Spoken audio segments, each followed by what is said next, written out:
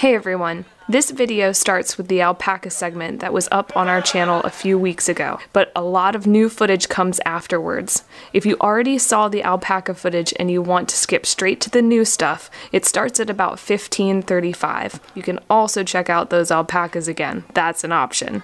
Either way, enjoy the video. We've driven out into the countryside. As far north as really we can get. Through these like beautiful country roads with the fall colors and just these amazing views and stuff out of the car window, and it's been a very wonderful little drive this morning. And like Katie said, we're as far north as we can get in Gunma. And we're kind of up in the mountains now. You're in Gunma? We're in Gunma? No. Where are we? Tochigi. Tochigi. And we're kind of up in the mountains now. And we have got some wicked gear, if you haven't noticed. And the reason we've got wicked gear is because it's a bit cold outside, and the place that we've come has decided to hook us up with some cool jackets to come out and explore the alpacas. So we're walking into an alpaca farm right now, and we're gonna make some friends, I hope.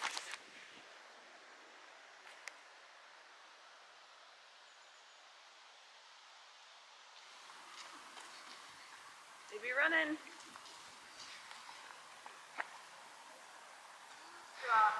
Dude, his bangs are amazing.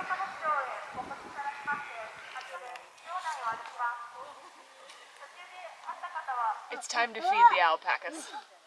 You have to come over to this machine, put your 200 yen in.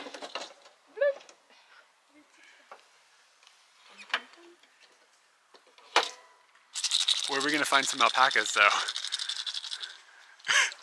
Convenient.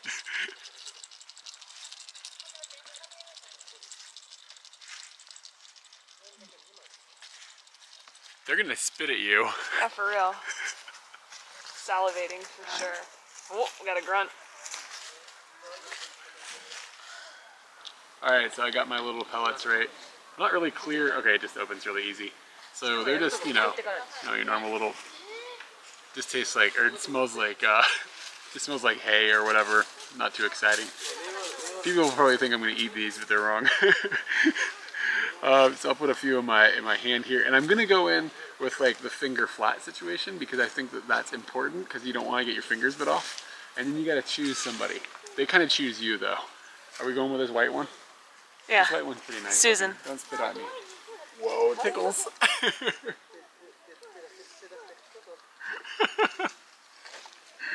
Oh, it's so weird feeling. You're about to get two. It's not wet or anything. It's just soft. They're really, really gentle about it. This one's my favorite. This one's your favorite? Yeah. Do you want to feed him? I think it's a her. Her? Those eyes, they just say her to me. Are you less afraid of big animals than you are of little animals still? Yeah. Did you feel the funny lips on your fingers, on your hand? Yeah, it was really weird. It's time for a taste test. Wait, what are these alpacas interested in? Because they really like it. I mean, they really, really like it. No joke. Love this stuff. So why?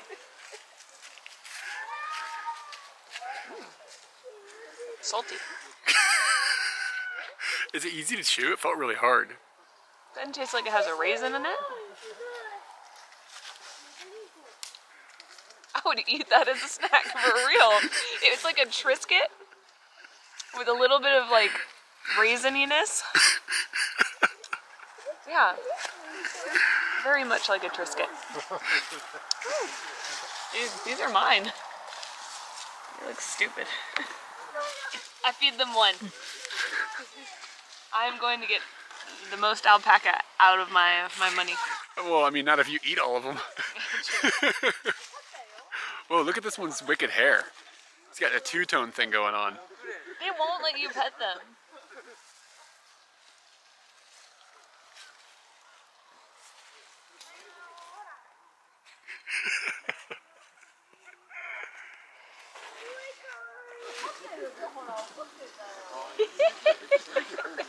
They got weird lips.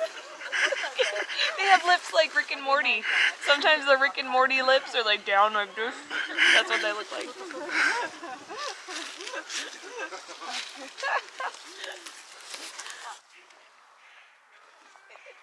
Oh, good job. You're like the Pied Piper of Llama Town. Yep.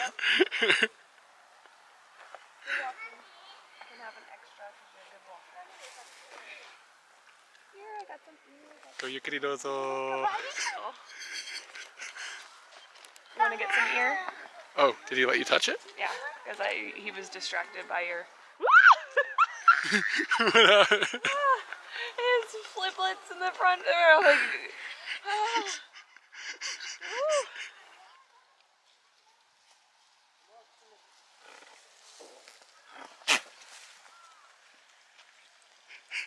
He just honked on me. Gnarly. This is a strange looking llama. What's going on here? It looks a lot shorter. Hi. looks like Joe Dirt. It's like, it looks like Joe Dirt. Look at his sweet hair.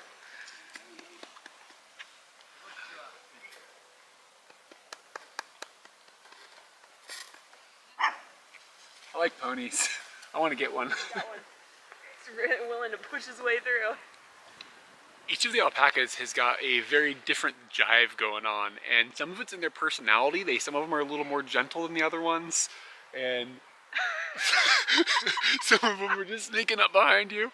Like they act a little bit different, and I bet like if you like got to know them, you'd know each one's personality differently. And they're also just kind of beautiful. Like they're ugly, right? Like they're goofy and gangly, but there's like some beauty in that, and they're so like diverse looking. Some of them have got like red hair, and some of them have got like black and white hair and long hair and dank bangs, and it's just really, it's cool to just get to experience this like diversity within this like group of animals. And they're kind of like that supermodel girl that you went to middle school with that was like gangly and hadn't grown into herself yet, but they never grow up. Well, I think they have babies, so we're gonna find out what they look like when they're in middle school soon. They do have babies. She said something about some alpaca no kodomo.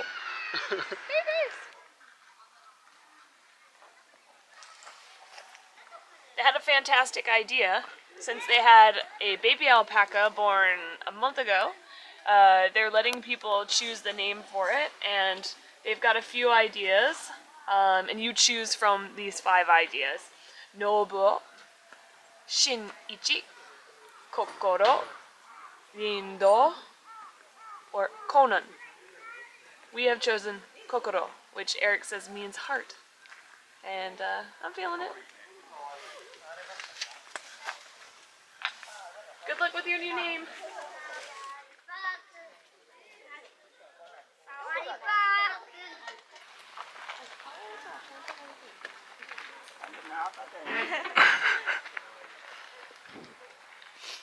You got a friend? I do. I'm really nervous about that, but I saw another girl do it. Really fluffy. Keep talking to her. She's really fluffy. Wow. It's like impossibly cute. Mami, kawaii.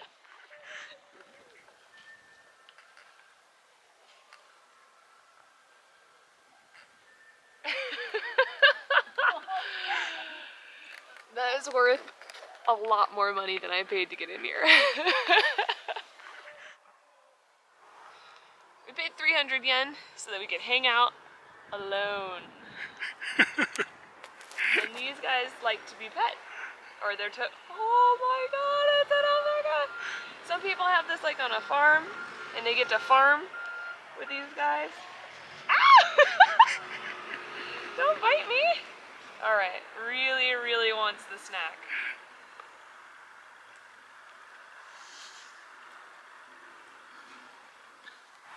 There's a fluffy one.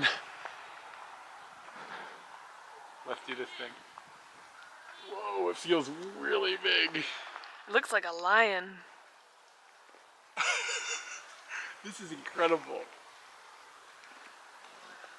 It snarled at me.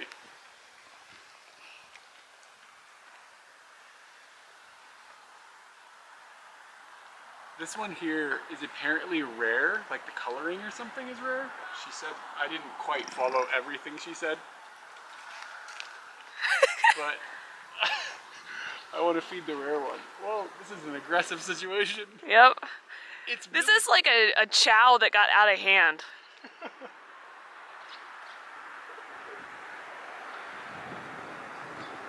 Yeah, and she said specifically they don't like to have their heads pet, so like pet the neck and the back. Oh wow, this one's been trimmed. It's super duper soft. It's funny how big the one with all the hair feels compared to these. Like when they're trimmed down, they don't feel quite as intimidating, but that one, I'm kind of afraid of it now. It did growl like 3 times.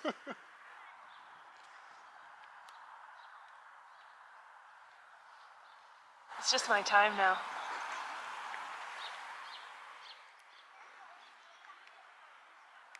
I'm getting brave. I'm gonna just try to touch it with no food. It's not having it.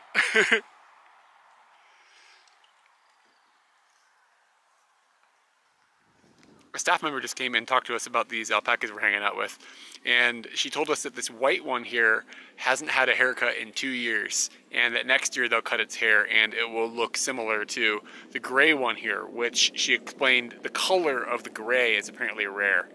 And I was like, why does this alpaca have this wicked necklace? And she was like, it's a fashion alpaca.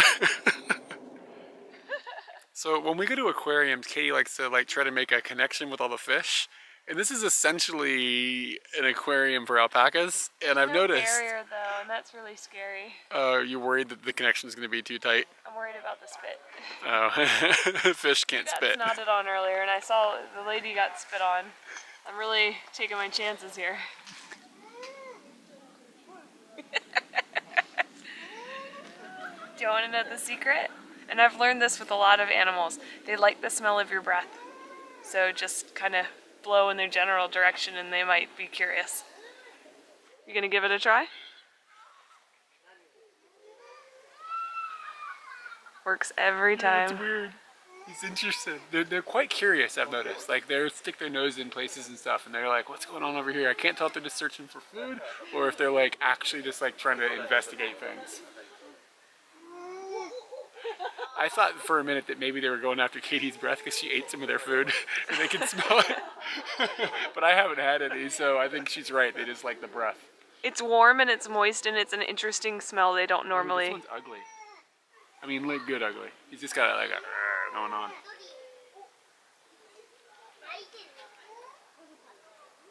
I think he likes my breath better. You've eaten the food. Yeah, good point.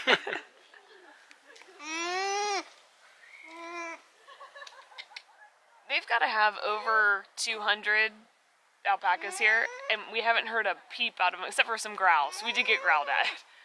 This one's real chatty about something. I think it wants to go hang out with everybody.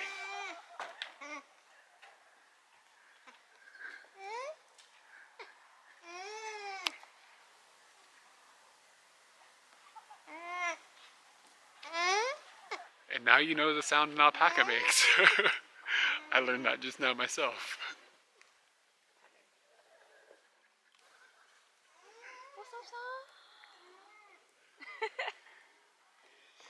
He's got a Lionel Richie thing going on. Something about the hair. Yeah, you look good. There are certain, they're not rules, but things that we let guide ourselves about food and restaurants. If they're only making one thing, that's better than if they're making a whole bunch of things.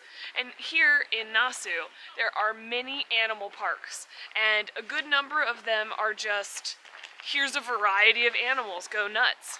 But I decided to go with the alpaca-only place. Well, ponies aside. They specialize in alpacas with a splash of pony. Yeah, and I think that really did pay off because there was so much to do with that particular animal. The focus is on just that animal and what can we really do to make that animal special. And on top of that, the staff here is like alpaca crazy. Like they're all really, they know a lot about them. So you don't have like somebody who's like really into capybaras or something and then they don't really care so much about the alpaca experience. So like they don't like have all the information. Like everybody here was like really like knowledgeable on what's going on with the alpaca. This is really That's a really good point. Really good. So it's kind of like if you go to a ramen shop and they've got like sushi on the menu or something, it's kind of like No, it's not like it's like it's like you should specialize on your thing, the thing that you're dedicated to. And they've dedicated themselves to the alpaca. And that focus that they're keeping on the alpaca, also, they're not making an extravagant area. They are still focusing on the alpaca more than they're focusing on the facilities. Like, there are some rustic porta potties out here. They are scary. I am holding it, everybody, because just like them, I'm more concerned with the alpacas. I will hold the pee to enjoy the alpacas. So The alpacas we're all are just on the same team. The alpacas are just going. I don't know why you're being so conservative. I still have food to share. I thought you were taking that home. I could. I could feed it to my friends.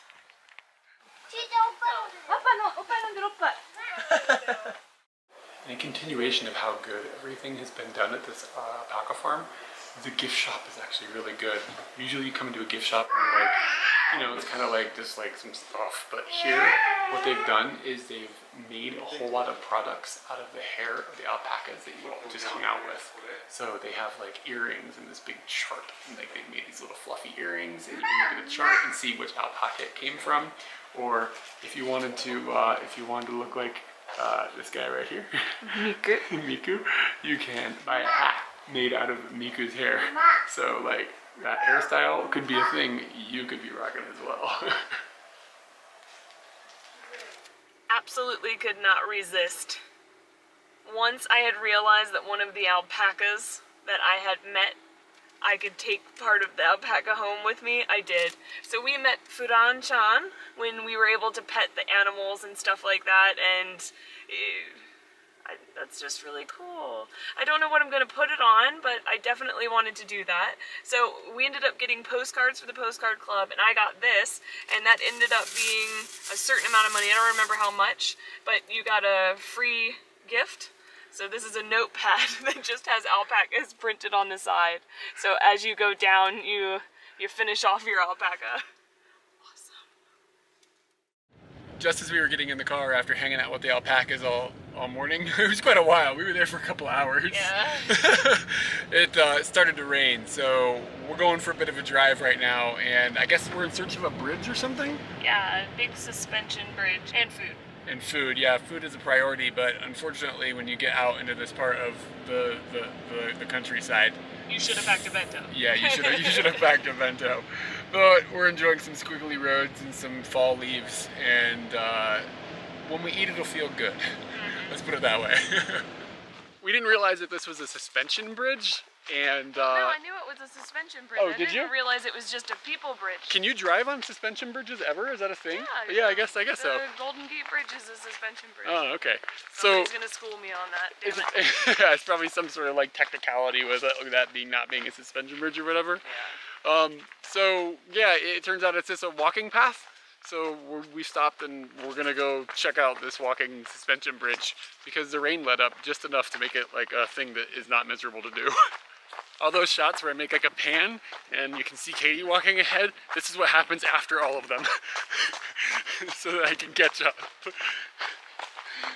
You look like one of those things from Star Wars, the things that's like a Jawa or something like that, like from the first one, I think.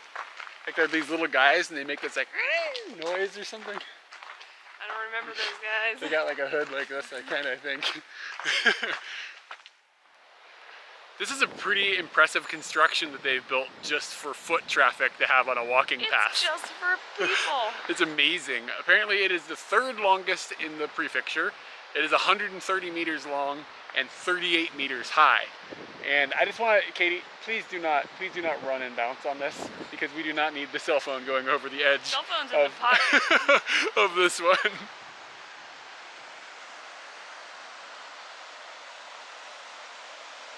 Am I making it do it? Or is it the wind? I don't know, but it's pretty freaky feeling. I like it. Woo! Riding the bridge. Good. It's hard to show how much this bridge is actually shaking, but maybe you can see it in the water bouncing around a little bit. This is pretty freaky feeling. It sort of feels like you're drunk or something. And then to tie it all down to make it even more freaky, when you're standing on the bridge, you can see through. Coming back down the hill, we've come through a little town called Masu, and it is sort of a like a touristy town where there's lots of onsens and ryokans and stuff where people will come up for like to escape the city and come to enjoy like hot springs and you know things like that. And there aren't a tremendous number of eateries because a lot of people just eat inside of the ryokan that they're staying in. So when they come, it's like a package deal and it all gets wound together. But we were driving down the road and we saw the sign that said that there's a place that had ramen and steak donburi. And we were like, okay, it's okay, so let's stop and get it. So you can get a couple of different things here quality-wise. You can get a wagyu, which is like Japanese beef, donburi. Or you can get the wagyu that is from nasu, which is like the highest level. Or you can get the lowest level, which is what I got, and it is meat from Australia. And it still looks pretty good because it came out and it looks like really amazing on the set and everything, and I was really delighted that it had wasabi with it because I love wasabi with steak. It's such a good combination. And people are probably going to be like, Eric, why didn't you get the wagyu? And the reason I didn't get the wagyu is because I'm not going to order a $35 donburi from a place that's got one of those like games where you got to match up, like find like what's different on each picture. I feel like those two things don't go together super well, so I figured I'd play it safe and just go with the Australian one. Maybe I did the wrong thing. We're going to find out. So here we go. You get these slices of beef, and it is probably fairly well prepared. And I'm going to put a little tiny bit of wasabi on that and see where we go. How's Australia going?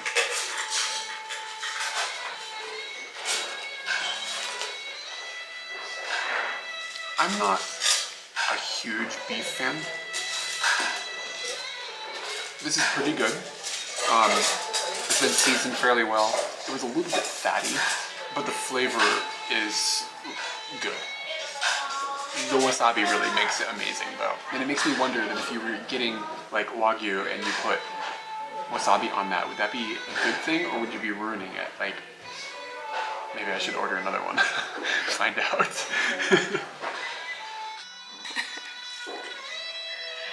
I've ordered nasu ramen, and the pork is raised here in nasu, and so are the eggs. They are raised here in nasu.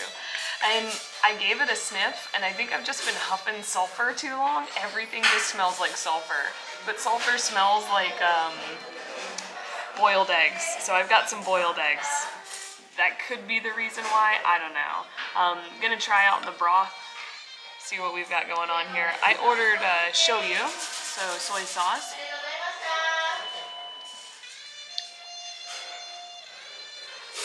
Kind of tastes vegetable-y.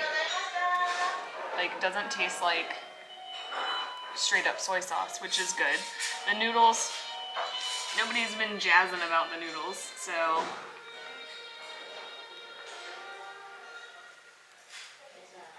Regular, cooked good. Al dente.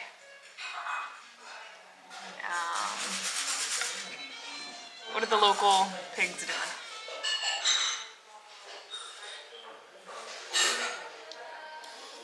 I bet you that's 10,000 times better than what's on your plate. I pick good food. What? Really? That pig is good?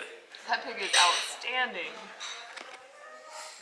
We gotta stop doing this however we were doing this because you got to try this. Alright. I don't know, are you gonna eat it off there? It's a damn good pig. That's a dang good pig. Maybe I should have got the nasu raised beef. Oh, good point. Cheapskate. I know I am, but $35 for donburi is, that's a tall order, man. But wow, that's good pig. And yours really wasn't that expensive. It was like 900 yen for your bowl of ramen. And in a touristy town with locally grown ingredients, that's a fairly good deal. I win at food. Alright, I was being a little snarky about this restaurant because they had this, and I was like, oh, you know, we'll cry my horse about like if this is going to possibly be good or not, but this is legitimately a very good meal. It's got like some tofu and stuff. It's seriously the best tofu I've ever had. Their gyoza is kind of okay. I mean, it's not bad, it's not great. They haven't knocked it out of the park with their gyoza, but everything else on the plate is just like stunning. And Katie has been like fairly happy with their ramen. What would you 1 to 10 it? The ramen overall is probably a 7. A six. I'm gonna say a 6. Oh, okay. What about the pork? The pork in it? The pork was a 9. The eggs, a 9. The noodles, probably 5. Like I got nothing on it. But speaking of the gyoza, we have some high expectations because Tochigi is known for gyoza, and tomorrow we'll be delving into that. So we've used the gyoza today as a like a litmus test, or like we decided that's a 5, so we're both on the same page about what gyoza is, and then we're gonna hunt out a 10. Hunt out a 10. We've driven down to the city of Utsunomiya, which I believe is the biggest city in Tochigi, and we just have like a business hotel now. And I thought maybe we'd just show it off, see what's going on in a business hotel. Frankly, I hasn't seen it. So we're at the city castle or something? Castle City? Castle City. Castle City Hotel. And I realized I could unlock the door before we do these videos, but I don't because it's funnier to see if I can actually get the door open. Oh, I already got too much in my hands.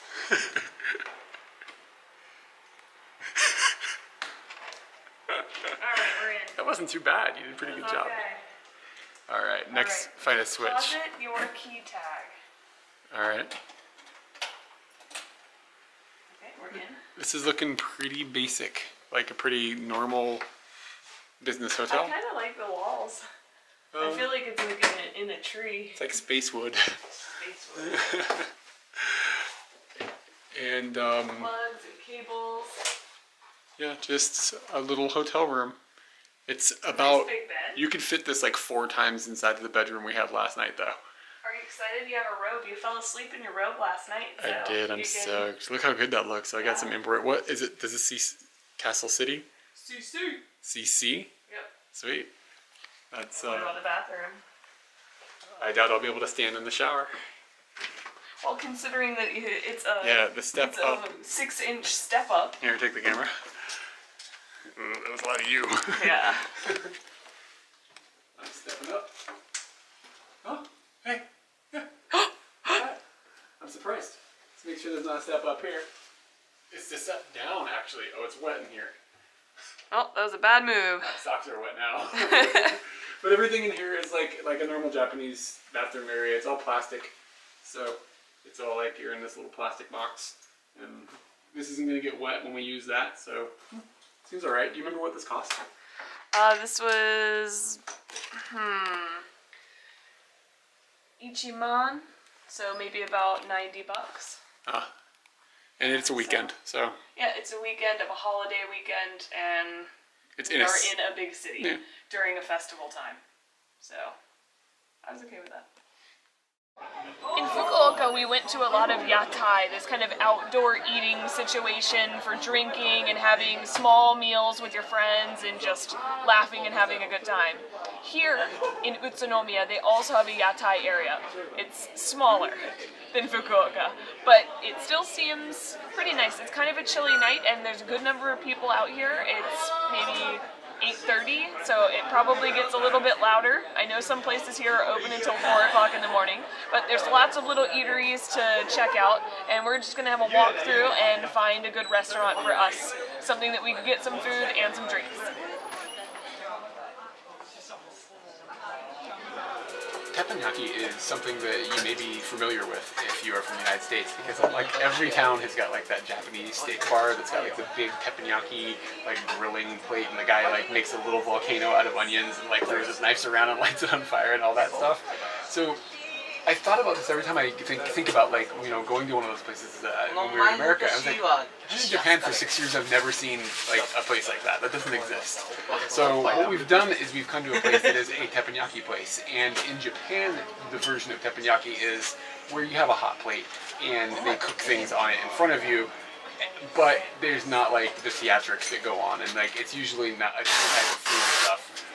So we have just come in here and we've gotten a okonomiyaki and a modonyaki, which will be coming out soon and cooking, and we'll show you when that comes out.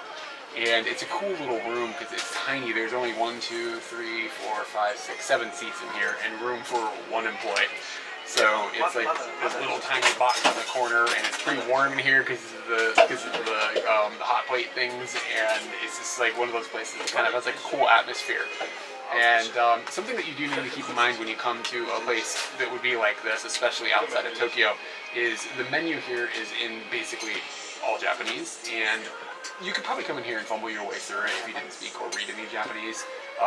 But it might be a little bit like intimidating for some people if they're expecting to have like some English communication with somebody. I'm not sure how well that would go.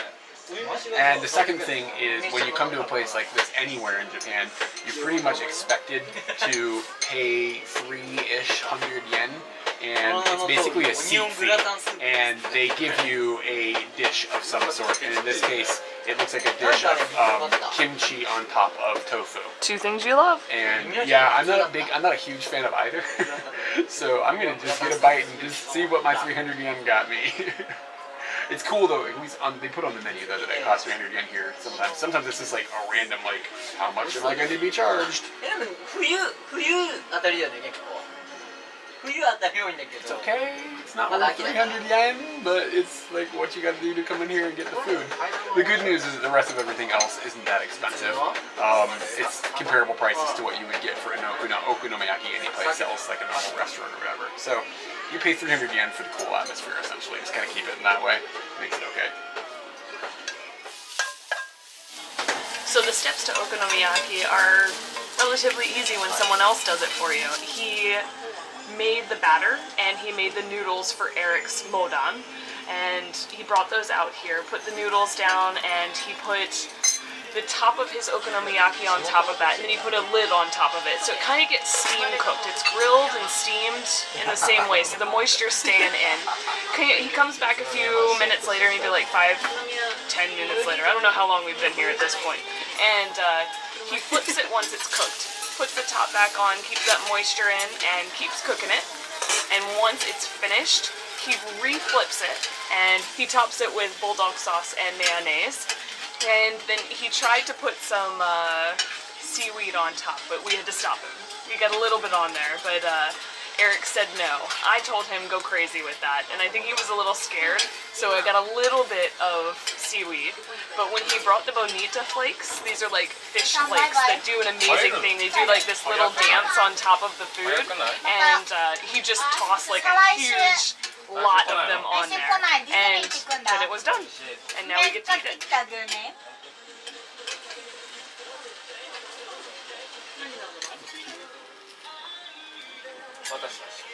Alright, so mine is a Modanyaki. Modanyaki. Modanyaki.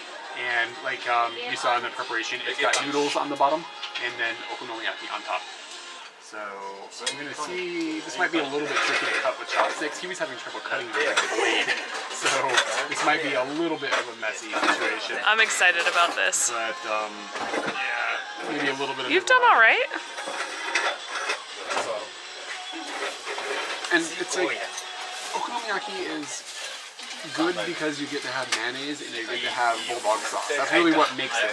The rest of it is varying levels of good, but the standout part of me is just getting, basically just getting to eat mayonnaise. And I'm getting to eat mayonnaise right now, and I think that's probably a pretty good thing. It's the best right now. I promise that somewhere below all of these fish flakes is some okonomiyaki, and I'm gonna find it. I chose to get kimchi flavor, and we're trying to wean Eric into kimchi. He's slowly coming around to it, but we've topped it with so much fish flakes that he will never try this. Am I right? You're right. Yeah. Okay. Here we go.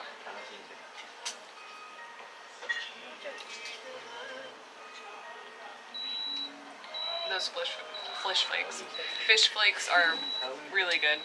Kimchi stands out quite good, and again, it's a reason to eat mayonnaise. I would say the quality of this is really good. I am not disappointed, and somebody else cooked it for me, so I'm pretty happy about that. I would eat here again, for real, and it's delicious.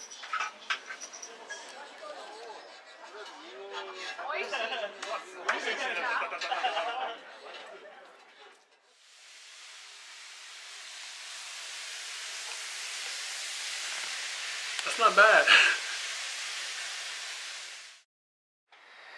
Traveling with me can be annoying, and I'm gonna explain why. I get last minute ideas, really last minute ideas, and I roll with them. I don't mind flying by the seat of my pants, and I don't mind making everyone uncomfortable. Yeah. So, the activity that we're about to do essentially did that. Last night I found out about this activity, which I vaguely know anything about. I just found out it was a possibility, and I put an application in. And I thought, nobody's gonna respond to me, and it just won't end up happening.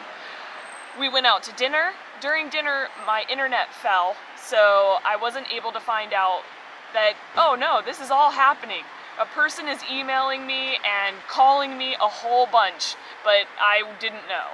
So we come back to the hotel, find out that all these calls and emails are happening, and it actually turned out that for this activity they only had one seat left that they could guarantee us. But there was another seat that was somehow in limbo. We don't really know how, it doesn't matter.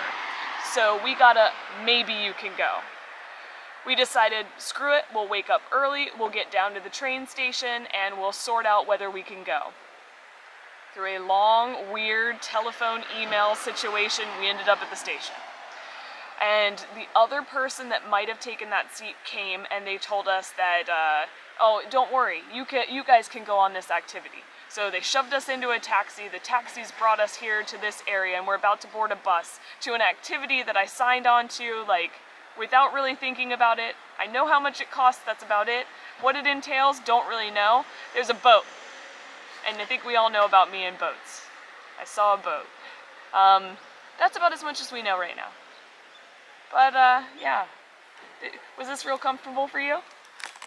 It's a little uncomfortable, but I think a lot of times your craziness gets us in fun places, so I'm not that worried about it. Yesterday, there was a lot of alpacas. And I'm still wearing my alpaca medallion in case anybody is like gonna question my authority. Your Aldallion? Yeah, my Aldallion. I can be like, you know, yesterday I did the thing. Alright, so we're still on this tour of what we don't really know what we're on a tour of, and that's kind of fun. Have you ever done that? Because we've never done that, and so far we rode in the taxi for like 30 minutes, they dropped us off at a bus, and now the bus has taken us only a few minutes away from where we started, and they're showing us a lot of geological formations, and they actually took us to the remains of an old hotel's genkan, and there was a flower pot there. Seriously, that's all we learned about that area, but we got some flower pottage. And then we came over to this area where they're showing us these geological formations that formed from volcanoes like 7,000 years ago? Is that it's like 700,000 years ago or something. Some sort of number with a 7 a long time ago, okay? Seriously, this is what the tour is for us right now. But these geological formations are kind of all around us, and it's volcanic rock. We've picked it up and it crumbles and is like very not anywhere else. You can't go up to anywhere in this area but here and do these and look at these things. So somehow we've ended up on a tour that's turning out to be pretty cool. What else will happen? I don't know. The next stop on our mystery tour is at a mine that is this huge hole that is 60 meters deep that they're digging rock out of, that they're then bringing into like a little factory that's right next to the mine and turning into these gigantic cinder blocks. And apparently they use this special block for specific types of construction and stuff. I'm not quite clear on exactly what the benefits of it are, but it feels quite light when you move one of these big blocks. And they somehow have made it so it's not brittle like it was earlier when we were touching it and it was falling apart in our hands. I don't think I've ever seen a mine before, and especially not one that's like functional in a sense, even though there's nobody here working right now because it's Sunday, but we're getting a pretty good chance to like see the equipment up close and stuff. And I'm excited to see what's next.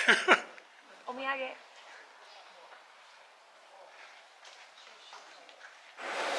We're at the next stage of our adventure here that we still really aren't clear of what's going on, and boots have happened.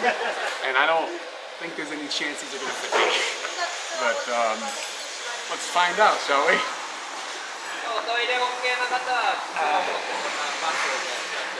He's got a whole bunch of different sizes, so I asked for the biggest ones that he had. They don't really fit. My feet are kind of squished, but the material on the boot is so soft that it's gonna work. Like, I'm not gonna have any problems or anything, but I certainly wouldn't want to like work in these or anything. But if we're in these for an hour or so, I'll be fine. And I think I'd rather have this situation than wear my shoes.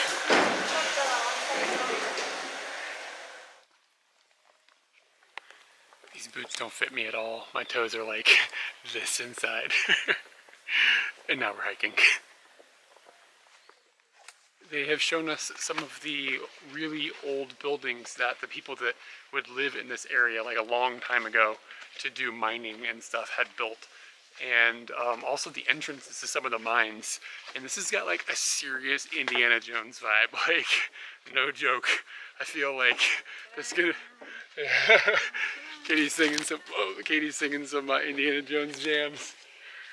This just really got like this, like there's gonna be like a temple someplace with like, you know, you're gonna have to take something and then a boulder's gonna chase you or something. That's what I feel like.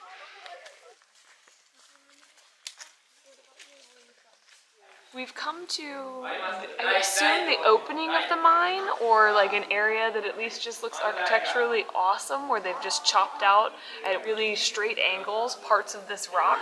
And I assume we're going inside. I still have not seen the thing we signed up to do.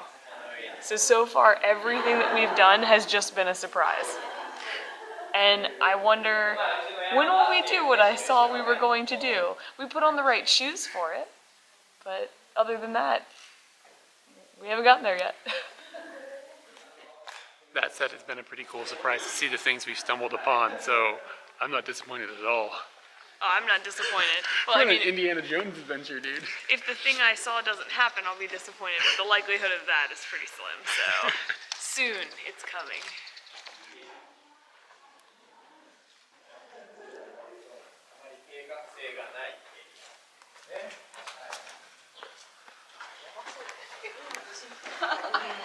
This is starting to get a Flintstones vibe, like a real Yabba Dabba Doo situation. This looks like Fred Flintstone's house. We went into a much darker part of the Flintstones house, and they flipped on some flashlights, and there were the biggest centipedes I've ever seen in my life on the walls. Their legs look like spider legs.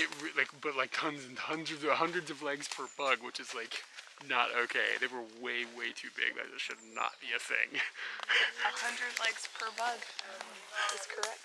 Is that right? I think so. Or is it 1,000? Is it just, no, Senta is like a year. No, Senta is 1,000. What? No. Mila. We'll never know. Oh, there's millipedes too. Dang.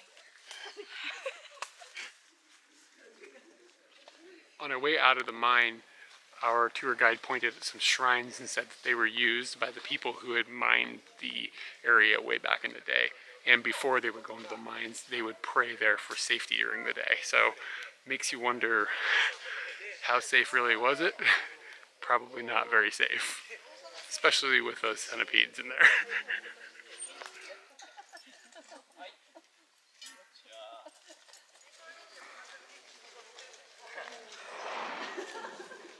It's time. A boat will happen. Life jackets are out, unless like there's some sort of activity on land that you need life jackets for. But I'm pretty sure the boat's gonna happen now. We're now ready for the portion of the tour where we threaten our own lives. They've given us the proper jacket for it.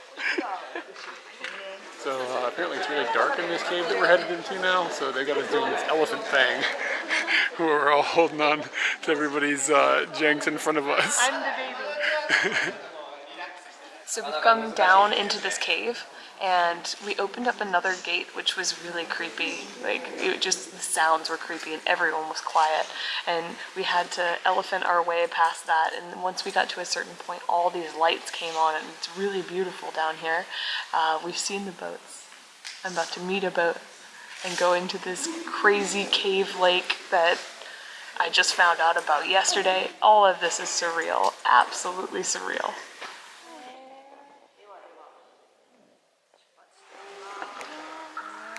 I'm in a boat, in the dark, in a cave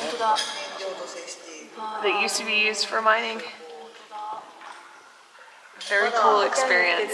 Not as cold as I thought it was going to be. It was reported this is going to be pretty frosty, and I've got on like 18 layers because on a warm day I'm wearing like 30.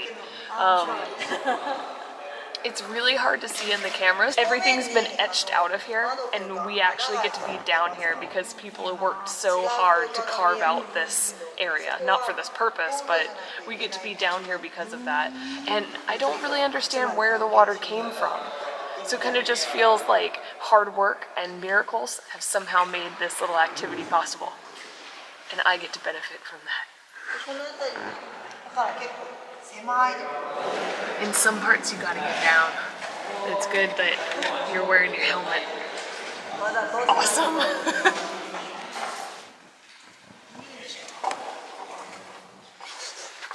Thank you, Monkey. Oh. I'm wearing a helmet. Hooray! I'm in a cave. I totally forgot about it. I think we'll get to stand up anytime soon. Is this what being big is like? Yeah, this is basically my life. Man, it's getting bigger, getting bigger, getting bigger. And I'm straight. We got to get off the boat and kind of go back into the back areas of the mine where the water hasn't flooded. And we've had the opportunity to see some of the operational stuff that they had, including some of these rusted out old mine cars and some of the tracks that are still left over from when they used to pull things out of the mine. You know how when you're playing Donkey Kong and it's those kart levels? That's where you gotta jump. Make sure you jump.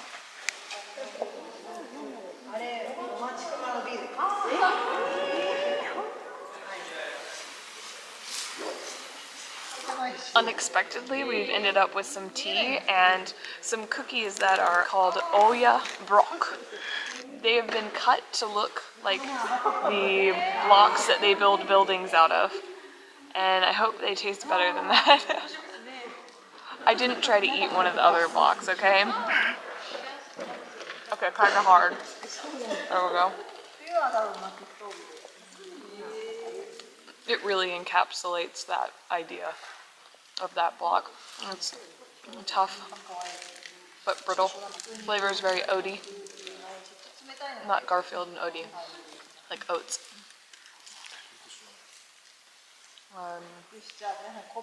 Not chocolatey, a little oaty.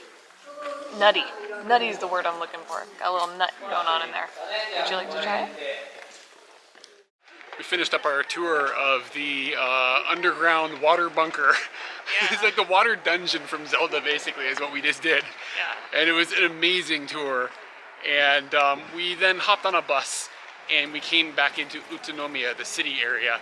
Want to say something real quick? Oh. You did say that when I have these weird ideas that I just go full tilt into possibilities, that it turns out pretty good. Yeah, that definitely was awesome. One of them. Every stage of it was cool because we kind of knew about what the boat was going to be like, but we didn't know anything else. So it was cool to have all this mystery wrapped around knowing like we were headed for something cool, and then having the cool thing pan out really well. Yeah, and way better than expected.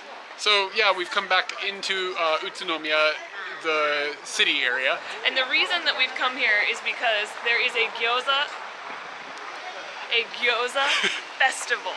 And that's the major reason why we came to Tochigi at all. I'd heard about this festival, and Eric has been craving gyoza, so good. And I was just like, okay, so we need to do that. And he was like, well, why don't we just make a prefecture video out of it? And that's why this has happened. It's all because of gyoza. And today we're gonna go to the festival and eat till we explode. Yes. We've arrived to the Gyoza Festival, and this is a big deal, the event that they're having here. And I think everybody in town is here because there is a ton of people. They are holding it kind of in an area where it looks like there's a castle type structure of some sort. It's the ruins. The ruins? It's the ruins of the Utsunomiya Castle? Okay, I knew nothing about that, but it looks like A lot of cities in Japan have a similar structure. It's a cool little place to have a park and stuff. And of note, you can climb up onto the castle area and you can see the crowd pretty well from above, so it makes for a pretty cool view. The bummer is that all these people mean lines, and when we first got here I was seeing lines were like 30 minutes, 40 minutes, an hour, minutes, yeah. like of a wait just to get some gyoza. The good part about that is that if you walk a little bit further into the crowd you can find places that are like 10 or 15 minutes, and that's kind of what we did. And the best part is that on the way in, Katie's talked to some random dudes on the street and we're like, what's your favorite? And they said it was Utsunomiya Min Gyoza, and I went there and it had the shortest line of 10 minutes. So I was like, all right. So I scored some Min Gyoza, and Katie also scored some... From Gyoza Kaikon. Kaikon, yeah, Gyoza Kaikon. And we're basically, I'm gonna go sauceless for everything and really try the gyoza, because the sauce that people are handing out seems to be the same for everyone.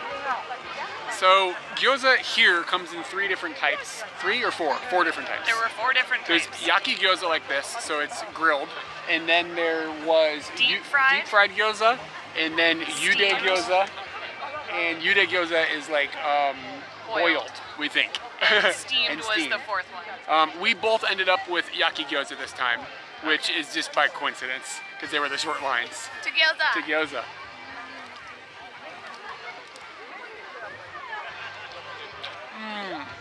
It's really good, man. I love gyoza. Flavor is good. I feel like I can't even feel the outside. It said that the outside for this gyoza was very, very soft. Yeah. And it's like just a little cloud. Like you don't even feel it in your mouth. It's really strange. And of course, inside there's going to be some meat and some vegetables. They said that this one is a little bit sweet. I think I can see that a little bit. I mean, it's not sweet like a candy bar sweet, but it's definitely a little bit. It's a little bit sweet. I think. Yeah, I think that's the best way. Yeah, I think it's the best way to say. And something else that's really cool about this is that it is cheap. You get 3 gyoza for 100 yen. Yeah, when I means, saw that, that blew my mind. Which means we might hop on a couple more lines here in a few minutes For and real. maybe try some different types. Honestly, I could go and stand in a 1-hour line, and you could pop into smaller ones and come and visit me. Can you open the one I got? Yeah. So we just tried the one we just ate was the one that Katie had gotten. And now This was the recommended. This is the recommended one. And we also read that this shop has been open for 50 years. It's Yeah. got a lighter yakiing to it. Yeah, it's not quite as grilled. They've set up a factory inside these tents. Yeah. And watch, I mean, they're cranking these things out. Like as fast as they can go, they're selling them. So they've got a pretty cool system going. To gyoza. To gyoza again.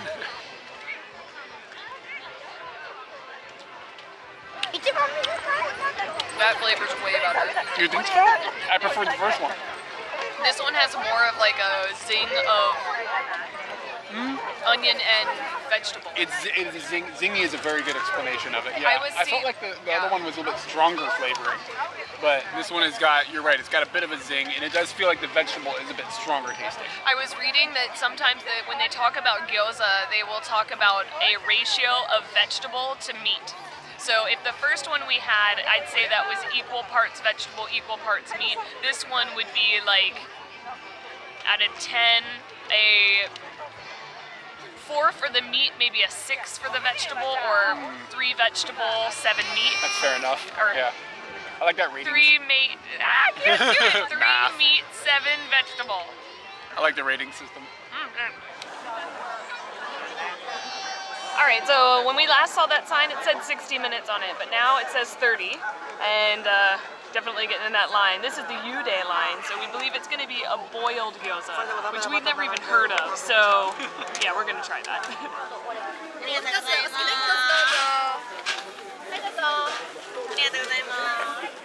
I'm not sure if we were clear on this, but the way that this situation works is that a lot of different places in Utsunomiya are famous for their gyoza, and this festival is all of them coming together for the weekend and then setting up a system so you have the opportunity to try them all without actually going to each different like actual restaurant. So it's really awesome. They get to jump into a bunch of different flavors and different styles and takes on the same food, basically. And this one is the kyde, the boiled one, that we believe is the only one at this entire festival that's cooked in this way. And I went back and I looked at the dude cooking, and he's basically taking these huge plastic bags of the pre-made gyoza dumplings and pouring them into these gigantic boiling pots of water. So I've never had this before. I don't know if it's like a common thing or not, or if they are doing it something that's like specifically different. Of note, they also have given it to us in a bowl because it's pretty wet instead of the like plastic containers that the other ones came in. And there's a lot of toppings. There's like goma on it, and there are maybe some spices or something, and some greens. And there's a lot more going on here than what was going on the yaki gyoza. Yaki gyoza, if you didn't know, is kind of like your standard guy. And they have a lot of them here. I'd say 85% of the places here are doing yaki gyoza. All right. So this one's falling apart a little bit, but that's convenient because you can see inside really well, and you can see the filling that is inside of the skin that they've got, and I'm kind of excited. That looked like looking inside of an insect. It'll fall apart on me. All right. It's got some attack like in the back of your mouth. It tastes very green. On Katie's scale, I would say this is like 80% vegetable and 20% meat, if there's even meat in there at all. It is pretty good. I'm not as big of a fan of the texture of this as I am with the yaki gyoza. I like a little bit of crunch on the skin, and this is very wet, and it may as well be served in a soup or something like that, which some of them are. Speaking of soup, we've already got another one to eat, and this one, what we've read, it says that it has garlic and nira. And nira is a little hard to explain, and I might be wrong in saying that it's onion, but it's like an onion, and it smells. If you buy it at the grocery store, you can't keep it in the house. Your whole house will smell like nira. It's too much, man. Way too much. So I want to get a swig of the juice. Was this one steamed, or it's a steamed, right? Yes, yes. I had to think about that.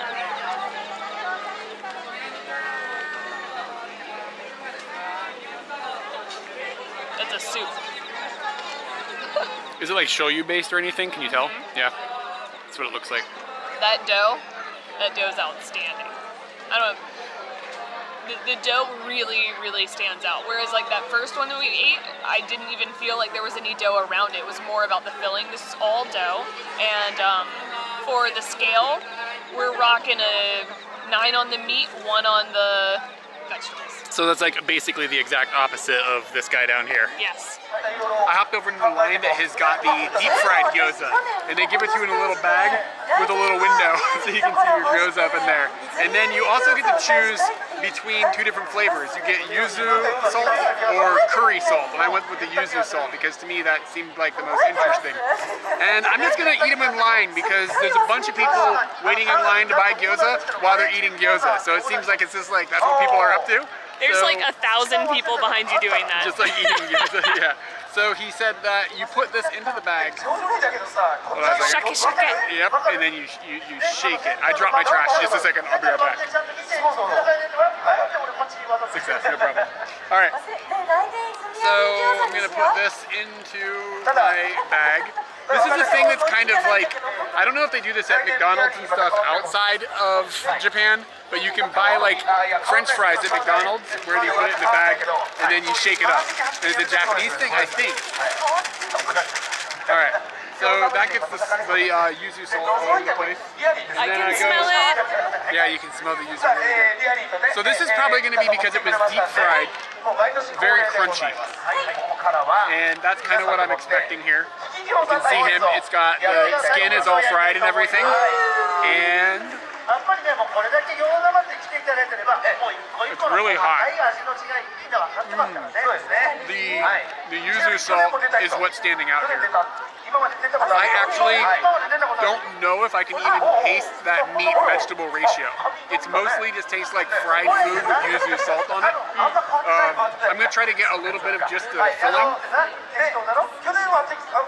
That's hard. It's not a standout. It's more fun than it is delicious.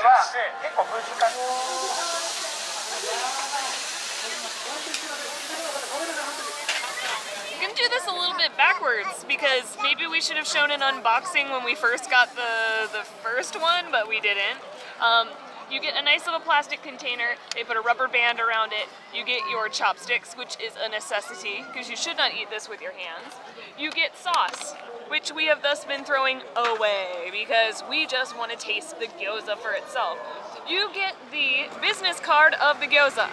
Every single stand has its own business card, and the individual gyoza is printed on it, the name of the shop, and any little tidbits you might want to know about it. Specifically, how many millimeters tall it might be. That's amazing. Then you get your gyoza inside. These ones are probably my favorite because I think they're the most unique out of the entire festival. They are circular. And when I look at this shape, I feel like I'm going to eat and there will be beans inside. Yes. It really feels that way, and I know there's not going to be. But I still can't help myself thinking this is a sweet treat.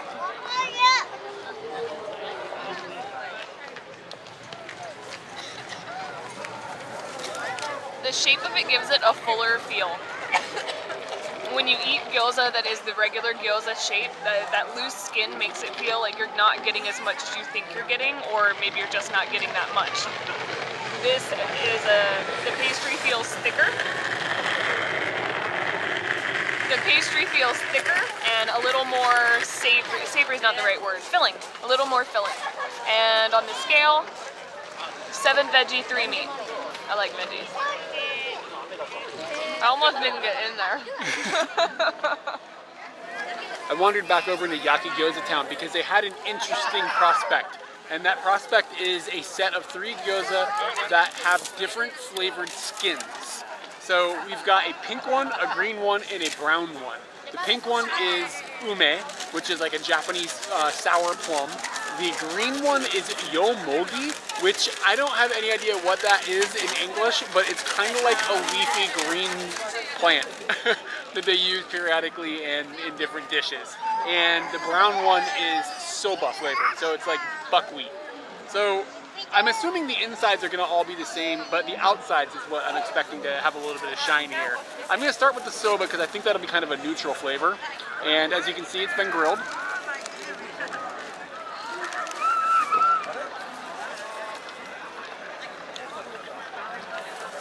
It tastes a lot like soba, like the noodles. The inside is unremarkable, but it's good. The whole package together is fairly good. Let's go for the yomogi, and that's the one that is kind of like a shocking green color.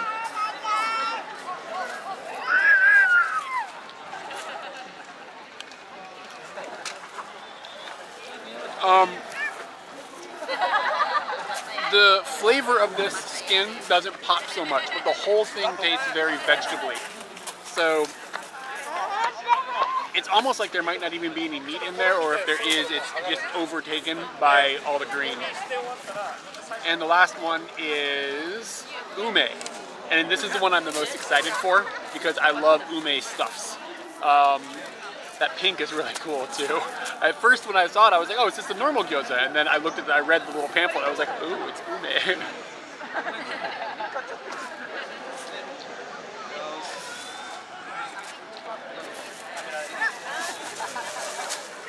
I can't detect any flavor of ume in that.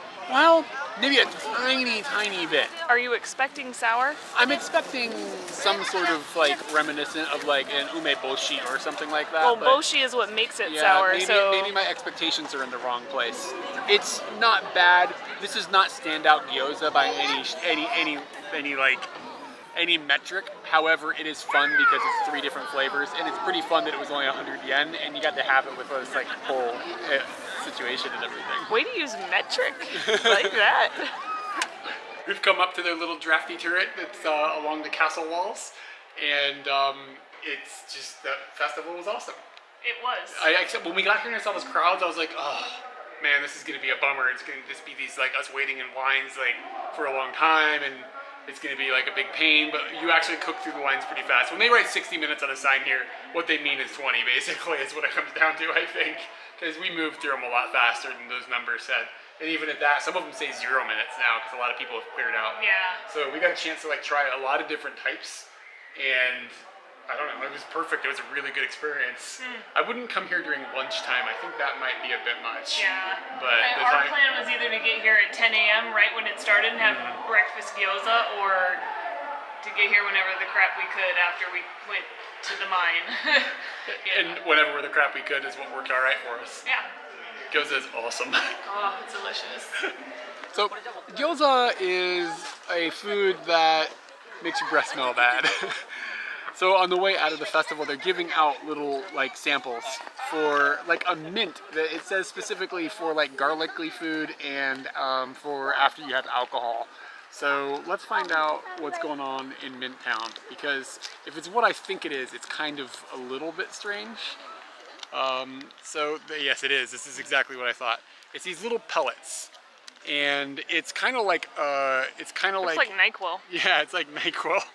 And it's in a skin that when you put it in your mouth, I don't remember if you're supposed to let it dissolve in your mouth and then it fixes that, or if you're supposed to swallow it and it fixes the smell in your stomach. I can't remember now that I have got it open and everything if that's what to do, but I'm just gonna bite into it and I'm gonna see see what it tastes like. I'm not sure if we're supposed to do this. So it's almost like a plastic. Whoa! Yeah. You're supposed to swallow it. I think the skin dissolves. I can smell that over here. Yeah. I'm sure somebody on the other side of that camera can smell it too. It's really, really strong. Like mint. It's like a dentist climbed in my mouth and died. This was our last day in Tochigi this time anyways. And we just, before we were going to shoot this video, I was like, hey, let's just brainstorm really quick and talk about the things that we did. Because sometimes I'm like, wait, what did we do? Yeah, what did we do? So we talked about just the things that we did a little bit so that we could refresh ourselves. And I was like, whoa, we did a whole lot in 3 days. But at the same time, I feel like this is a whole prefecture and we barely scratched the surface, which is probably the reality of it. That's the state every time, honestly. Yeah, because I mean, you could spend months just like shooting inside of one prefecture and still have like things to explore and everything. So like this is just like a little taste of what is available in this area. Tochigi is a really cool place because it's on the Kanto plain, so it's like the rest of Kanto. It's flat and there's rice fields and things like that, but there's also those beautiful mountains and stuff up in the Nikko area and in the Nasu area and stuff. So it's a bit varied, and you have a lot like as far as like the scenery goes to keep you interested. And I love that we came during the fall colors. Yep. Because it's my favorite time of year in Japan, and it's like really beautiful, and I'm really happy we got to see that stuff. But based on the stuff that we did over the last 3 days here, does anything stand out to you?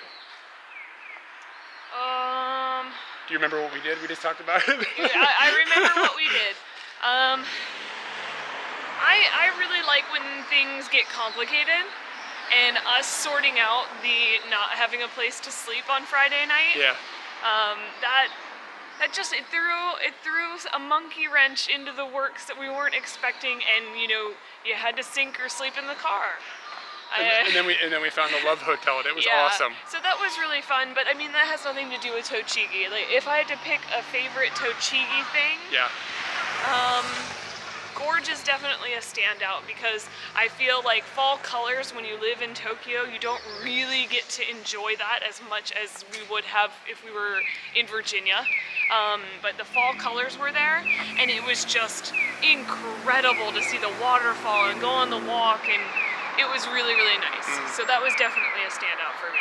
What about that alpaca situation? The alpaca situation was good. They taught us how to hug them. I don't know if there's video. We're learning how to hug now. I don't know if there's video of that because she was taking our picture with our camera, but yeah. You grab the alpaca around the neck and you pull it in like this to get hugs from them. Yeah, it's fun. It just behaves. Yeah, it's just like, okay, this is me. But you're kind of worried because it feels like you're going to break all that gear that's going on in its throat, but... Yeah, don't do that. Don't hurt an alpaca. I was thinking, we were talking about this afterwards, we're like, are alpacas just fluffy miniature giraffes? Is that what's going on there? I think that might we said they're the corgis of giraffes. Or the wiener dogs of giraffes. They might be corgis, they're a little... They're a little thick. Futotemasu. Futotemasu. They're a little chubby. Yeah, that was incredible. Not the gorge, but the cave thing that we went into today was awesome. This morning, what was? And that was another thing where just everything went up in the air and it all fell down like snow. Yeah, this morning we had no idea if it was going to work out, and then like an hour later we were on the tour, so we were just lucky about that. Yeah, a lot of luck and some weird mix-ups that turned out just fine. As they always do. Traveling is not going to be perfect, but if you can see, we talked a lot about silver linings. If you can see the good for what you got, then that's that. So yeah, this series was really fun to shoot, and we're going to be shooting more of these hopefully in the future. By the time you watch this, I think we'll be in Europe, and we'll be exploring Europe. So there's going to be some European videos coming, and then we'll be coming back to Japan in June, is that right? Ish. June-ish. And then from there, I hope we get to shoot some more, maybe prefecture videos or more videos of Tokyo and stuff. So you can look forward to all that stuff, and I'm looking forward to Europe at the moment. And yeah. Well, a super big shout out to everybody on Patreon because this delicious, exciting, fun, random, things went crazy adventure would not be happening without the support of you guys.